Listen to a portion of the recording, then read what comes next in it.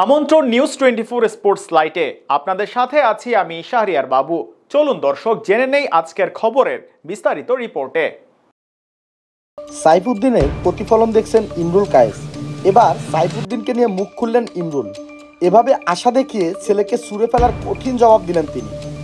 কেউ যদি একটা বাজে ম্যাচের জন্য দলের বাইরে থাকে তাহলে কয়েক মাস ধরে টানা খারাপ খেলেও সৌম্য লিটন শান্তরা কিভাবে দলের ভিতরে থাকেন এইটাই প্রশ্ন। সাইফুদ্দিনের সময়ে নির্বাচকেরা কেন এই নৈতিক পোশাক পরেছিলেন এবং লিটনের সময় কেন তারা অন্ধ হয়ে বসেছিলেন। যাই হোক, মূল আলোচনায় ফিরে যাই। দীর্ঘদিন ইনজুরি কাটিয়ে ক্রিকেটে সাইফুদ্দিন কতটা পরিশ্রম করেছেন তা যারা অনুসরণ করেছেন তারাই জানেন। কয়েক মাস কঠোর পরিশ্রম করার পর প্রিমিয়ার লিগে ভালো পারফর্ম করে দলে ফিরেছেন সাইফুদ্দিন। তিনি দলে প্রবেশ করেন এবং ভালো বোলিং করেন এবং বেশ কয়েকটি গুরুত্বপূর্ণ উইকেট তুলে নেন। কিন্তু যখনই সে এক ম্যাচ খারাপ খেললো, নির্বাচকেরা সেই ছেলেটিকে ফেলে দিল। আর এই পুরো মাসের পরিশ্রমের ফল কি? এই 1-2 ম্যাচ যেখানে একের পর এক ব্যর্থ হওয়ার পরেও দলে টিকে যাচ্ছে লিটন, সৌম্য, শান্তরা। এসব নিয়ে ক্ষুব্ধ ইমরুল কায়েস।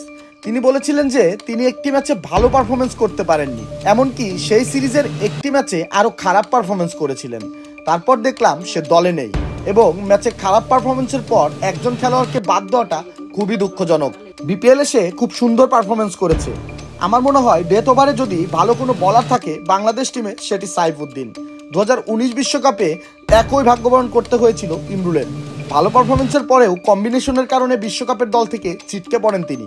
এই কষ্ট এখনও বয়ে বেড়াচ্ছে এই ওপেনার। সাইফুদ্দিনের উদাহরণ দিয়ে তিনি জানিয়েছেন ক্রিকেটাররা বিশ্বকাপে খেলার জন্য বড় স্বপ্ন দেখে।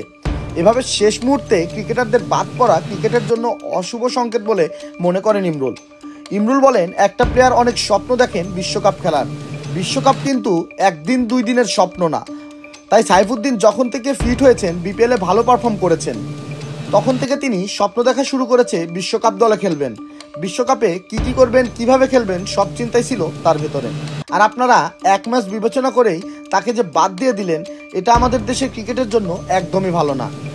অনেকেই যারা স্বপ্ন ছাড়া বিশ্বকাপে খেলছেন তাদের পারফর্ম কখনোই ভালো হবে না, তারা কখনোই লক্ষ্যে নিয়ে যেতে পারবে না।